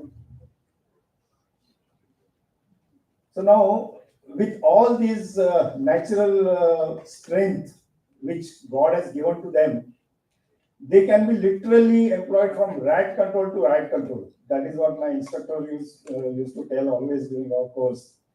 There are so many avenues where we employ them. They can be employed for oil detection. Like all these oil companies, they have hundreds of kilometers of oil pipelines going underground. And there are so many times theft occurs and they don't know from which place that theft has occurred. So we can train them. They will be deployed on the pipeline, and even simple was one single drop of oil which is fallen on the ground, they can detect that, and they will point out here is the place. And when you dig out and find out, you will find the leakage has at that particular place, or the theft has occurred at that particular place. So there are so many other employment like cancer detection. Cancer cells, they emit certain chemical. So these dogs can be trained for detection of these cancer cells. Not all cancers, but there are certain cancers which dogs can detect by smelling from outside the body. They are blind man's guide. They can be used as a therapy dogs also. Nowadays, many hospitals, they employ dogs for relieving the stress or giving a positive input to the patients, especially the children. Autism service, allergy detection, earthquake alarming dogs. Earthquake, I myself has experienced. I had a Doberman at Aknu, and this Doberman Jenny was there at our house, and all of a sudden she went outside and started howling in a different. It was not a normal, and she never wanted to come inside. We said it was a little bit raining also. We wanted to take her inside. She refused to come inside, and after about 15 minutes, there were tremors. So that time I realized this is what she was pointing at, and she was not coming inside because it is always safe to be outside when there is earthquake. And those tremors she could sense almost 15-20 minutes before the earthquake. So they are definitely trained for the earthquake detection also. There are sledge dogs. Recently, during COVID, we trained our army dogs for corona detection. Like in our transit camp, every day the soldiers, more than 400, 500 soldiers, they come back from the leave. And during corona time, it was so difficult to check all those soldiers with PCR or other methods. It was not practically possible. So we train these dogs for detection of corona. How they used to do is you just take a swab and you can just place it on your forehead or on your hand where there is some kind of little sweat. And these are kept in different tins, and the dog is employed. So whatever, if there are 10 tins laid down and where the swab will be inserted there, if the patient is positive, corona positive, dog will detect. So out of 10, if there are 1 or 2, those will be detected by dog. And we checked it with PCR. The efficiency was almost 95%. That is how it was so easy to isolate all those positive cases, and then the others were taken to the duty. Next slide. Now, what is RVC? She just mentioned Remote Veterinary Corps. So we have this department of RVC where all the officers are veterinarians. So our Remote Veterinary Corps mandate is breeding, training, and deployment of dogs as well as horses, and also treatment of these horses or mules which are deployed in the mountain areas. We have field hospitals in all the places where the mules are deployed. The 80 companies are there. And 80 companies, animal transport company, they transport all the logistics like ammunition, ration, and everything which is required for the. So these are deployed where there is the terrain is inaccessible by road of the vehicle. The mules are deployed. So there we have our hospitals to treat these horses as well, mules as well as the dogs. The army dogs units, they are basically deployed in most of the counterinsurgency areas, like in east also and the valley. The duty of these dogs is to sanitize all the area where the convoy goes every day. That will come later in the next slide. So RVC Center and College is located in Meerut Camp, where we train the men and these animals also. The horses are trained in our 2 depots which are there in Hempur and Saranpur in UP. And our college and center is in Meerut, where we train our men as well as the dog. The dog training faculty is part of our center and college at Meerut. The dogs are bred in our center. We have the females also and the male dogs there, and we have certain parameters to select these breeding stock. Many of the breeding stock, they are imported also. They are Malinois, and these pups, they are put to training at the age of 6 months. The first is basic obedience training, which is common for all the dogs, and then they are specialized into different types of dogs. Next slide. So now, what are the different duties, or what are these different dogs which we use in army? There are tracker dogs, there are explosive detection dogs, there are mine detection dogs, then the guard dogs, infantry patrol dogs, avalanche rescue dog, and search and rescue. So now, what tracker dogs are meant for? Tracker dogs, they are trained for sniffing the trail of anything, like there is a theft occurred, or there is some AE which he has done some explosion somewhere, and he has strayed from that place, and he has left some small object like handkerchief or cap or shoes or anything, very very small object. So this tracker dog is given the smell of that particular object, and then he can track down If he has gone by foot, that will be most easy for a dog to detect. Dogs have even detected the place of hiding almost 8 to 10 kilometers, even after crossing the river. So there is a particular method how we go across the river. So there are many incidences these tracker dogs have tracked down the culprit. Explosive detection dogs are widely used because, you must have heard so many attacks by militants in counterinsurgency areas. So these dog units are deployed in valley and also in eastern sector where there are these CI operations. The dogs are attached with the infantry battalion, and their job, their day starts at 4 o'clock in the morning. After doing their natural daily routine, the dogs, along with the infantry unit and the bomb disposal, they march on the road where the convoy is going to operate. So every dog is given a stretch of about 5 to 6 kilometers. So the first one to go on that road is the dog along with the handler.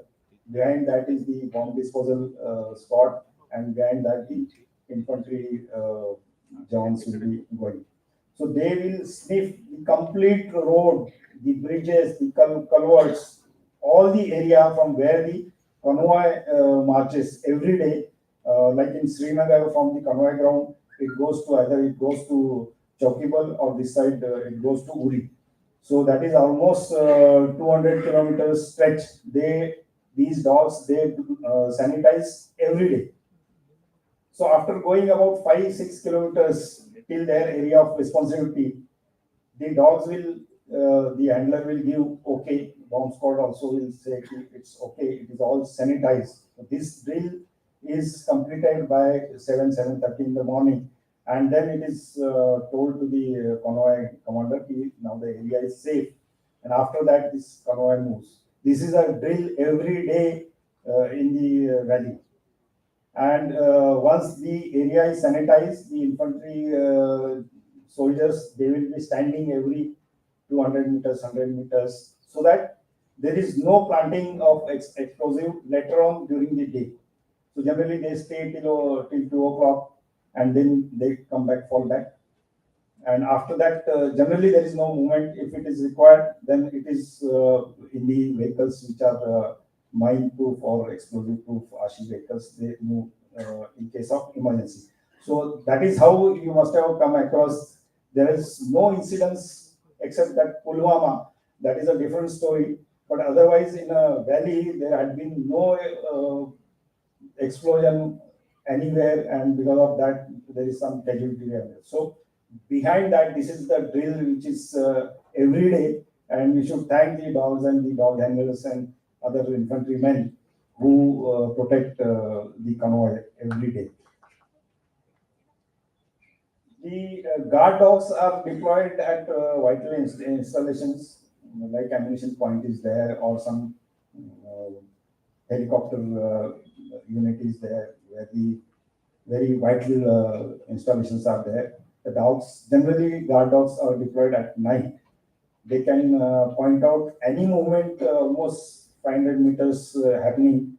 So they will alert the guard there. So these are generally German Shepherd breeds which are used as guard dogs. There are infantry patrol dogs. Infantry goes in patrol, just General Dev mentioned how they operate in the operations. So there these infantry patrol dogs are there. They can identify any ambush about 100 meters ahead, any movement, any ambush. This dog will give indication so that the patrol party is alerted. There are avalanche rescue dogs. I was posted in North Sikkim. There was a avalanche where almost 22 of our Jawans they got buried under the snow. That is at the North Sikkim. So these dogs are trained to find out anything, any human or any article which is buried under snow, because when there is avalanche, it is all white, it is like white desert. You will not come to know where that particular individual or particular object is buried. These avalanche rescue dogs, they are trained to find out anything which is buried almost 10 feet under the snow. I think 2-3 years back, there was an incident of Hanuman Tappa, you must have read, who was buried under the snow and who was taken out almost 48 hours after the burial. He was alive. So that was indicated by the dog, because it is very difficult. You cannot do the operation search and rescue and dig out the whole of area, which can be anything between 2 kilometers or 3 kilometers. So these dogs, they point out where the particular avalanche and where they are buried under. So they are trained for that purpose. Search and rescue dogs.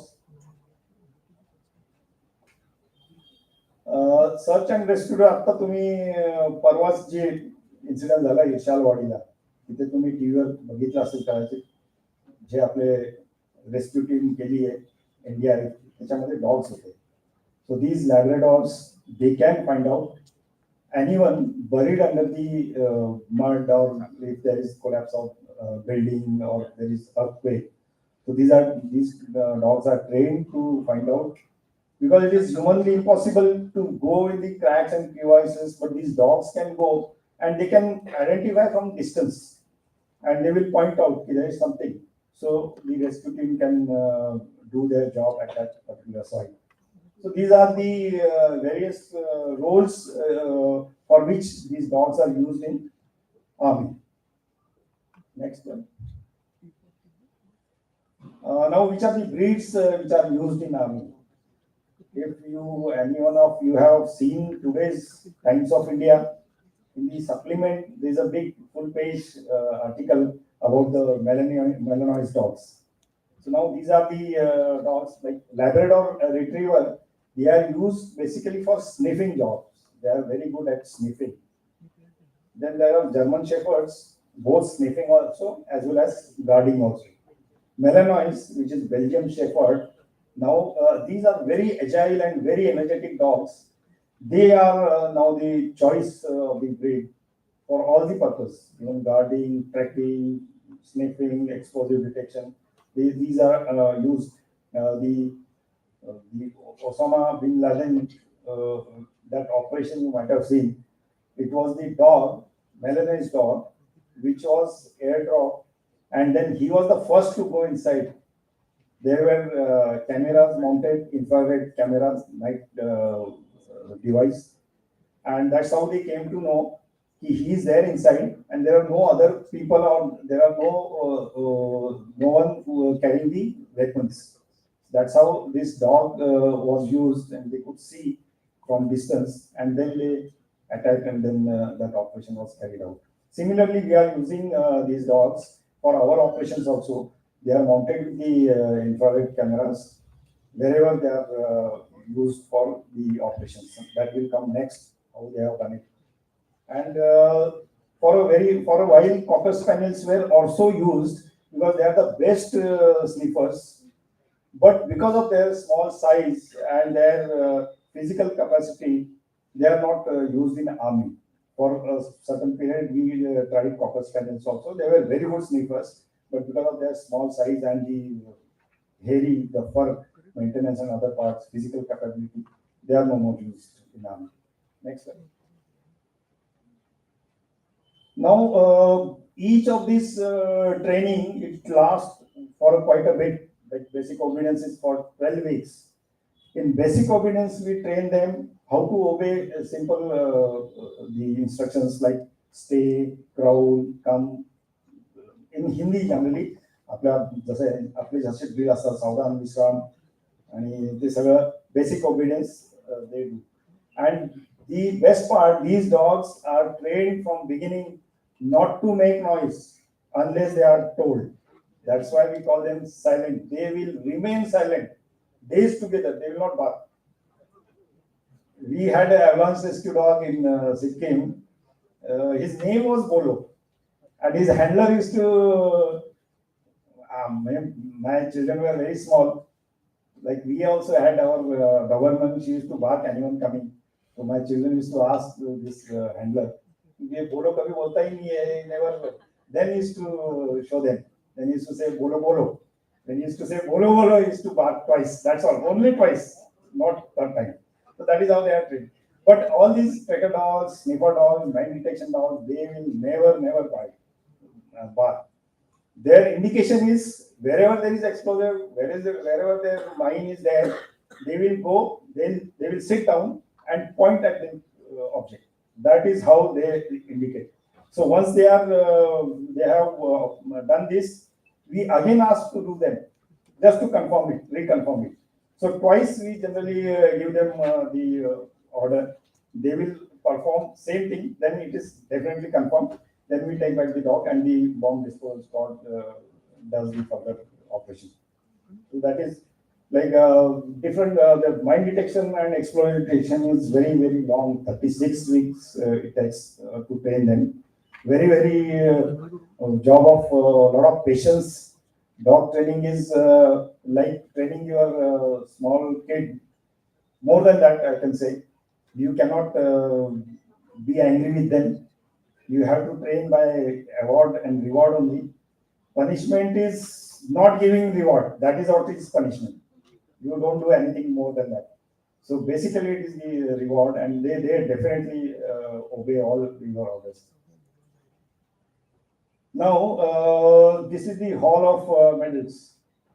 You can see our dogs have performed so well. Like our Subedar Major Honorary Captain Gurubachan Singh, he got Shaurya Chakra. Army dogs and the army dog trainer. Shaurya Chakra 1, Subedar Major, Captain, Honorary Captain Gurubachan Singh.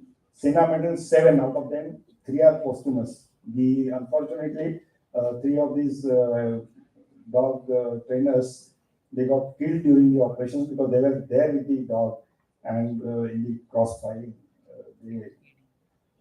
Mentioning dispatch recently in October and August 22, there were 2 dogs, Alex and Zoom. You must have come across. It was on social media. We will tell the story in the next slide. Chief of Army Staff, I'm on commendation card 6791. Vice Chief of Commendation card 46. GOCNC commendation 226 and 291. Dogs and dog handlers. We have a special unit in National Security Guard (NSG), and they are doing wonderful job. They are basically deployed in all the VIP installations like Parliament and Supreme Court and all other places, and they are the one to move immediately. Like in 26/11 also, the NSG dog unit had come, and now the NSG K9 is permanently placed in Mumbai after the incidents, so they can be moved immediately whenever required. So NSG, we have two army dog units. Each army dog unit consists of 24 dogs, and that is commanded by an officer. Unit citations, we got 2. One of the unit was 26 army dog unit in Pattan, which I also had opportunity to command for a few months. 5 unit citations GOCNC. So this is this itself says the performance of dogs and their use in the operations. Next slide. Now here comes the army dog Axel, who got mentioned in dispatch, and he was killed during the operation. I would request the cadet to read the citation.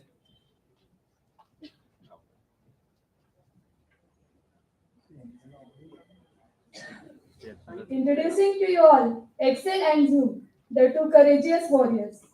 74 B7 Army Dog Excel on 30th July 2022 during Operation Vaningambala.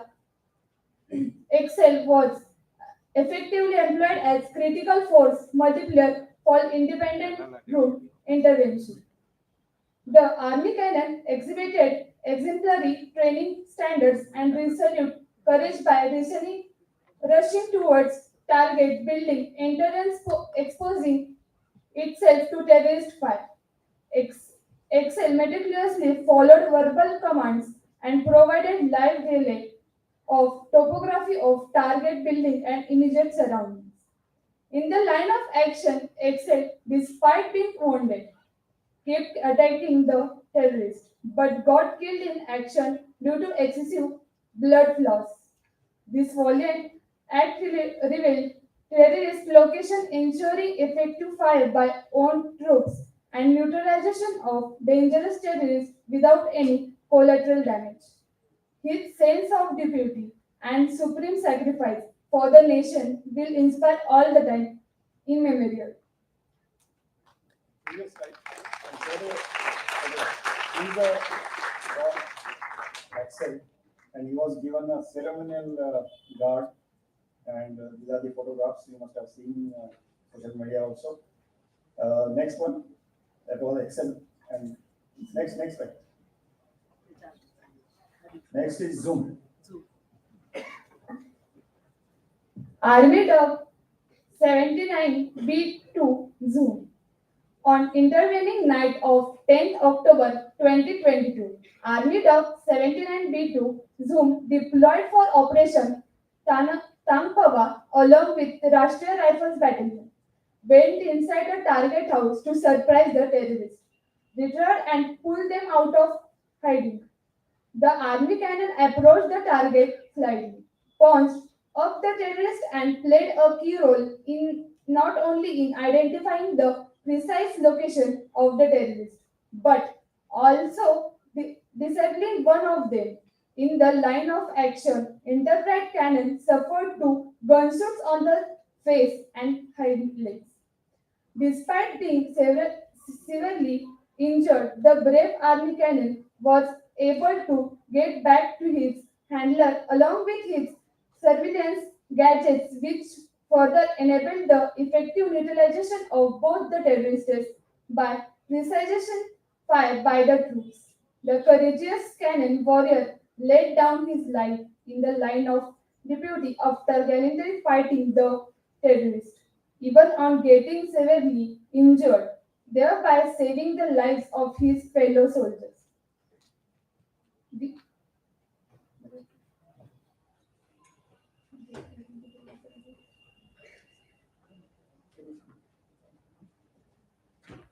Yeah, he's Zoom.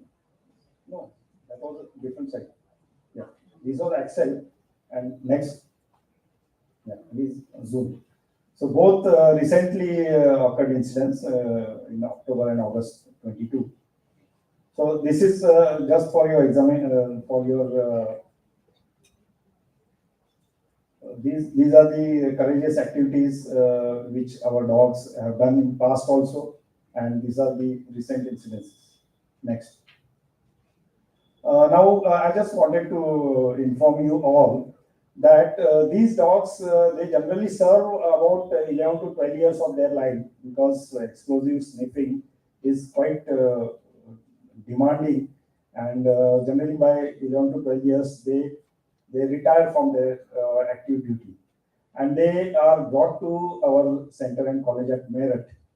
And anyone who is dog loving and wants to adopt them, they are all welcome to adopt these dogs. They are available, and you can contact me. I will give you the reference what is the procedure. It's not a very difficult procedure, and they will be very they can be a part of your family, very joyous and very obedient. Most important thing.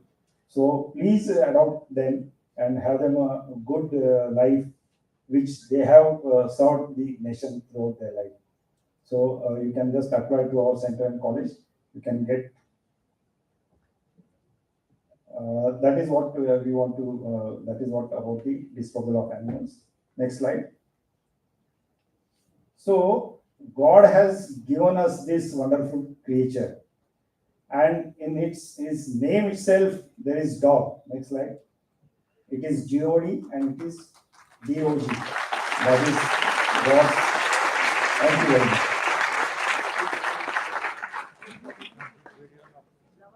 Thank you very much sir. आपल्याकडे एक म्हण आहे जुनी की थोरा घरचे श्वान त्या सर्वही देती मान. ही थोडीशी उपहासाने म्हटली जाते, पण खरोखर आता अशी म्हण कॉइन करण्याची वेळ आलेली आहे की लष्करात रे श्वान त्याला सर्वांनी द्यावा मान. खरोखरच खूप आपल्याला माहिती नसलेल्या गोष्टी आपल्याला कळल्या. Before I invite the next speaker, I would like to acknowledge the presence of Director Colonel Mukherjee, Director of Paraplegic Rehab Center. Welcome, sir. थोड्या वेळाने आपण त्यांना मंचावर बोलवणार आहोत, त्यावेळेला मी जास्त सांगेन. थोडी सगळ्या वक्त्यांना विनंती आहे की थोडं मराठीत पण बोलावं सगळ्यांनी. यानंतरचे आपले स्पीकर आहेत लेफ्टनंट कर्नल प्रशांत काकडे. त्यांचा परिचय करून देण्यासाठी मी इथे आमंत्रित करते cadet Arya Pawar.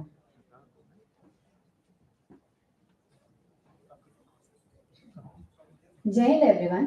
I am feeling proud to introduce Lieutenant Colonel Prashant Kakade sir, who belongs to Jejuri and was born in Pune on 31st December 1983. He is the son of Master Warrant Officer Ramchandra Kakade, who was in the Indian Air Force in helicopters. He was a software engineer in Patni Computer Systems and resigned for an adventurous life of Indian Army. He was commissioned on 9 December 2006 in the 2nd Battalion of Parachute Regiment, Special Forces. He has operated in counter-insurgency areas of Kashmir, Leh Ladakh, Nowshera, Pakistan border, DBO, China border, Nagaland, Manipur, to name a few. He was part of the United Nations peacekeeping forces in Sudan and South Sudan. He has successfully conducted 3 encounters of dreaded Pakistani territory. He was adjudged as the best commando in the Asia's toughest commando course and is a qualified sniper from United States of America Sniper School. He is a room intervention specialist for urban operations and has taught many army personnel on these skills. He is a specialist for he is qualified nuclear biological chemical instructor and has trained many in this domain. He is a paraglider, paramotor pilot and was an instructor at Army Adventure Paragliding Node at Shillong. He performed various staff instructor duties as his army career. Presently, he is pursuing MBA in Operations and Supply Chain Management from Symbiosis Institute of Management Studies, Pune, and performing the duties of Senior Coordinator of Media House of the Institute. He is an avid cyclist, marathon runner, trekker, skydiver, aero modeler, drone pilot,